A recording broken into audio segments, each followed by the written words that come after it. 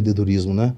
A sensação que dá no Brasil é que se o cara for muito íntegro e pagar todos os impostos certinho, o cara tem 0,1% de chance de conseguir ser bem sucedido. É um país que suga muito de carga tributária, que a população com poder de consumo é muito pequena, né? E que ao mesmo tempo gera uma série de trâmites burocráticos que dificulta toda a sua vida acima disso tudo. Então quase ninguém consegue sobreviver. Mas Então, exige realmente o sprint, exige o equilíbrio. Franquia, não. Se for franquia, é tranquilo. É tranquilo? Não, mas a carga tributária, muitas vezes eu acho que a carga tributária nem é um problema. Caralho, o problema é você não receber de volta Eu tô impactado com o que essa você tá entrevista pagando. de hoje. De verdade, tudo que Concorda? você falou, isso sou eu. O give back. Não, mas... Você paga o imposto e não recebe. É que é o pior ainda. Você tem o problema da falta de lealdade com a justiça Não do é só trabalho. isso, Cara, mas vamos ver. Que- Pega esses comércios de rua, os negócios em geral. Quantos por cento das pessoas que vocês conhecem que paga carga tributária exata, perfeita? Zero. É muito pouco, cara. O Brasil ele tem uma cultura natural de sonegação para Não, sobreviver. É o instinto de sobrevivência das na contratação de pessoas, porque você não Vocês quer verem seguir a regra o trabalhista desafio que é e o quanto é tenso e gerador de ansiedade e promotor de burnout empreender no Brasil. Mas desculpa que eu te interrompi. Não, é isso, eu concordo. Acho que é um desafio. Empreender é jogar com um jogo para testar a sua ansiedade e os seus limites. Eu não tenho dúvida. Mas tem formas mais fáceis para se fazer. Inclusive, aí fazendo mesmo. Quando você vai no modelo de franquia, não como franqueador. Franqueador, esse sofre. É porque ele pode sofrer. Porque ele pode sofrer com o insucesso dos seus franqueados. Que é mais uma responsabilidade, mais um piano como empreendedor que ele carrega. Mas no conceito de franquia, e fazendo um link bacana com a área que eu atuo, eu sinto que o franqueado, ele tem que pensar tanto só na operação, e um empreendedor desses no centro, se for, o cara tem que pensar em tantas variáveis, tantas coisas, tantas leis, tantas regulamentações, tantos sistemas, tantas estratégias de marketing, tantas coisas para fazer o negócio acontecer e no final do mês sobrar alguma coisa para ele botar o leite das crianças em casa, que um franqueado, grande parte dessas coisas, quem pensa e quem determina é um franqueado, quem já viveu esse cenário e sabe o que funciona melhor, o que funciona pior, e isso direciona a energia. Mas, então assim, eu vejo o empreendedorismo como uma fonte de burnout, mas ele também, e aí você citou o exemplo do bancário, ele também é uma fonte de prazer. Porque também é muito... Porque eu gosto de ver sempre o copo pelo lado meio cheio, né? Então, quando você vê a coisa dando certo, o prazer da construção, da constituição, que é como... obviamente, respeitando as diferentes... a situação, mas é como uma família constituir uma empresa que funciona... E você alimenta dezenas, centenas de bocas e etc. Com a sua energia ali, com a sua estruturação. Tem o peso da responsabilidade, mas tem o prazer da formação, o prazer do funcionamento e o benefício financeiro que te melhora, etc. Você consegue ver benefício. O desafio é quando as coisas não funcionam bem. Porque aí você não tem benefício nenhum. Você só carrega peso e você tem a culpa do peso, você tem a culpa, a responsabilidade e não tem o dinheiro. E aí o túnel começa a ficar, a luz começa a fechar.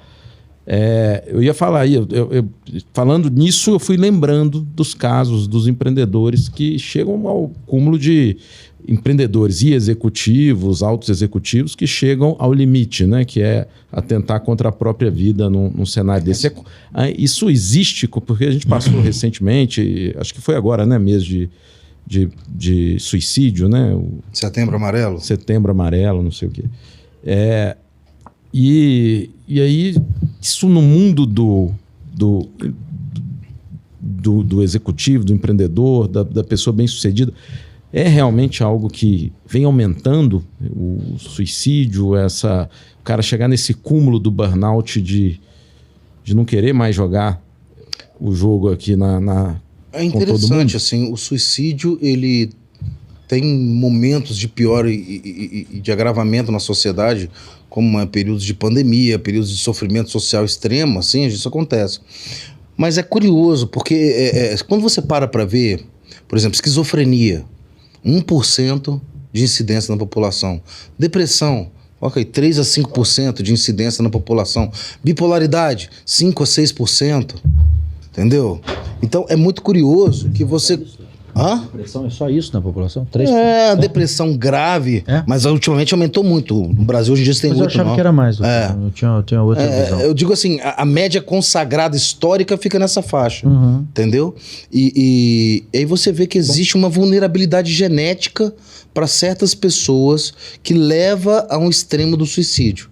Então essas pessoas do suicídio, na sua grande parte, são os bipolares graves, são os deprimidos graves, são esquizofrênicos. Então no burnout é bem raro você chegar até isso. Você tem muitos pacientes que cogitam e chegam a idealizar, mas chegar a realizar as vias de fato é muito raro, porque são pessoas, a nossa mente é igual, por exemplo, né, o Antônio aqui estava contando que ele teve um mal-estar e ele corrigiu a dinâmica de vida dele para ele se preservar.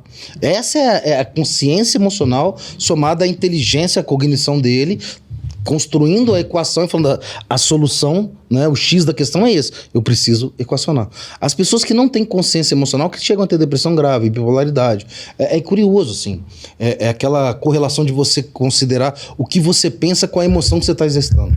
Né? A pessoa que tem consciência emocional, ela é mais seletiva nisso. Por exemplo, eu posso ser assaltado quando eu saio na rua? Posso. Mas é saudável eu ficar pensando nisso demais? Não. Minha mente vai associar rua com medo, eu vou começar a ter fobia social, síndrome do pânico, e vou ficar sendo dentro de casa. Então, mas é interessante. Para um paciente de baixa consciência emocional, ele entra... Não, é sábio e é inteligente eu considerar que eu posso ser assaltado quando estou na rua. Então, vou repetir. Então, ele chega a esse extremo e a esse crítico de perder o controle, o discernimento e tentar o suicídio.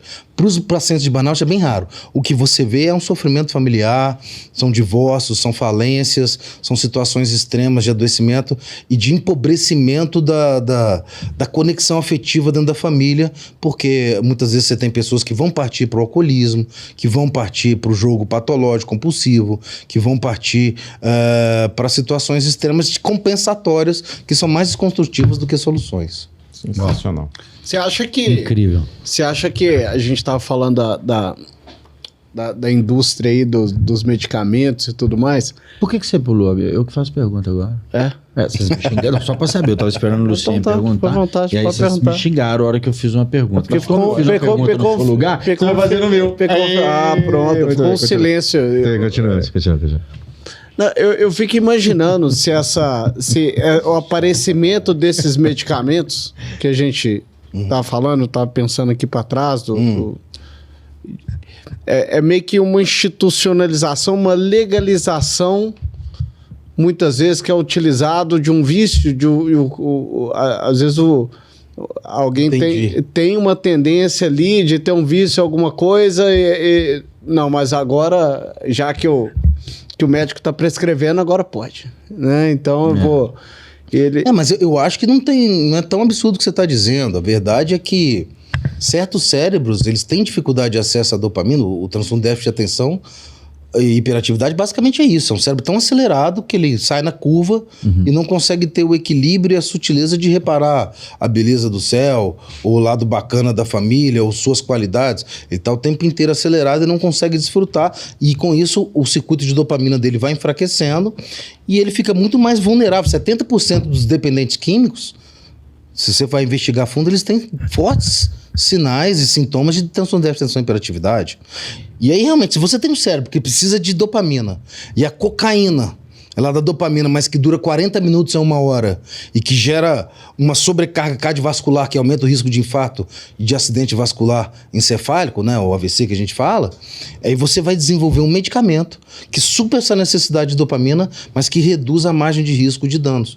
E aí você tem desde metilfenidato, ritalina, aí você tem stavigile, modafinila, e você tem o Venvance, que é o lisdexanfetamina, que é uma anfetamina, que não é nada de novo, né? Se for ver a década de 80 dos Estados Unidos... Anfetamina para todo lado. lado. Anfetamina pra tudo quanto é lado, nos esportes de alto desempenho, né? Era da moda, era chique usar. Só que a metanfetamina gruda no neurônio, impregna, ele neuroadapta e vai perdendo efeito, e a lisdexanfetamina gruda e solta, pra não deixar o neurônio perceber a presença do fármaco e reduzir o grau de vínculo de dependência de tolerância. Mas eu digo pra vocês, em algum grau e dependendo do perfil da pessoa, você tem vínculo, tolerância e dependência fortíssima Prestou com atenção, né, lisdexanfetamina, assim como você tem com... Então, é muito interessante, mas o que você falou é verdade. A psiquiatria, ela tem um pouco disso. Os benzodiazepinas, os remédios tarja preta, clonazepam, rivotril, diazepam, ele tem um mecanismo de ação relaxante muito parecido com o álcool. É quando você vai tirar o paciente do alcoolismo, você dá o diazepam, só que o álcool tem uma meia-vida ali de 4, 6, 7 horas, 8 horas no máximo, né? E com um efeito tóxico muito grande, lesivo pro fígado, né? Faz mal pro cérebro, neurotóxico. Então, aí você troca por um remédio tarja preta, que ele faz? Tem o mesmo mecanismo de relaxamento, age no sistema GABAérgico, que é o apagar das luzes do sistema nervoso. O álcool é um depressor do sistema nervoso. Fica 12 horas dentro do corpo do camarada. Não, 60 a 70 horas do diazepam. 60 a 70 horas. Então, onde você tem impacto, efeito intenso, percepção, eliminação rápida, abstinência, que seria o mecanismo da dependência química, você tem efeito a longo prazo, percepção moderada, modulada do efeito da toxina e uma retirada lenta que não causa uma abstinência. Aí você aumenta a chance de você desvincular à medida que você vai dando. Então, é tudo redução de dano, mas que de alguma forma tem mecanismos semelhantes, tem. A sua pergunta é muito pertinente e a medicina tem muito disso. Né? Tem muito dessas coisas que você pega coisas que são da natureza e converte em uma maneira proveitosa e preservadora para o organismo para você poder utilizar. Mas a psiquiatria tem muito disso, eu não nego. Porra, muito bom. Vamos falar de uma necessidade de todas as empresas? Vender mais. E falando em vender mais, a Foco Marketing tem a solução ideal para o seu negócio. Além de tráfego pago e criação de conteúdo, eles acompanham todos os passos do seu funil de venda, treinam sua equipe e te proporcionam soluções tecnológicas que englobam todo o processo comercial da sua empresa. São mais de 250 marcas atendidas no franchising nacional. Você quer saber mais? Entre em contato agora com a Foco através do QR Code que está na sua tela e informe o código podcast para que você possa ter condições especiais para ajudar o seu negócio a vender mais. É bom pra cacete ouvir o doutor, né? Pô, que legal, cara. Que legal, cara. Que legal. A gente faz o podcast e ainda recebe uma consulta. Não, exato, não. E assim... Isso é uma aula, né? Não, eu tava falando aqui, vocês não ouviram o que vocês estavam conversando entre vocês, não. Mas na hora que ele acabou, a última conclusão dele, eu comentei com ele, falei assim, doutor, esse episódio tá sendo muito bom, porque eu tô me vendo muito naquilo que ele tá falando. E eu tô me vendo e ao mesmo tempo, e foi aquilo que ele falou, quando eu tive o meu problema, eu já procurei uma saída. Enquanto ele falava, eu falava assim, cara, então eu preciso fazer isso pra melhorar. Não, tá cheio de dica. Acho como é que a informação é incrível. É libertadora, né? Velho, a informação é libertadora. Incrível. A gente entender os processos, mecanismos, de tudo que a gente tem visto no podcast aqui, Antônio. Cara, como é que a gente evolui? E, assim, isso me leva também. Eu sou um cara que eu gosto muito de ver documentário. Assim. Lá em casa, Dudu, a gente não vê a TV aberta mais há um tempo. Foi uma decisão até com a minha esposa em relação a isso, porque ficava chato, sabe? A gente vê a TV, era só desgraça. E a gente tem todos os streaming possíveis, sabe? Pay-per-view possível. Já tô cancelando esses todos também, que eu não aguento mais. Não, eu tenho todos. Aí eu gosto muito de documentário. E aí eu assisti um que me impactou de forma grande, que eu citei com o senhor antes da gente começar, que foi o Take Your Pills da Netflix. Né, que são histórias sobre o uso abusivo da Ritalina. É Ritalina? É Ritalina? Não, é o Venvance. É uma anfetamina. É uma anfetamina. Não é exatamente o Venvance, é o Adderall.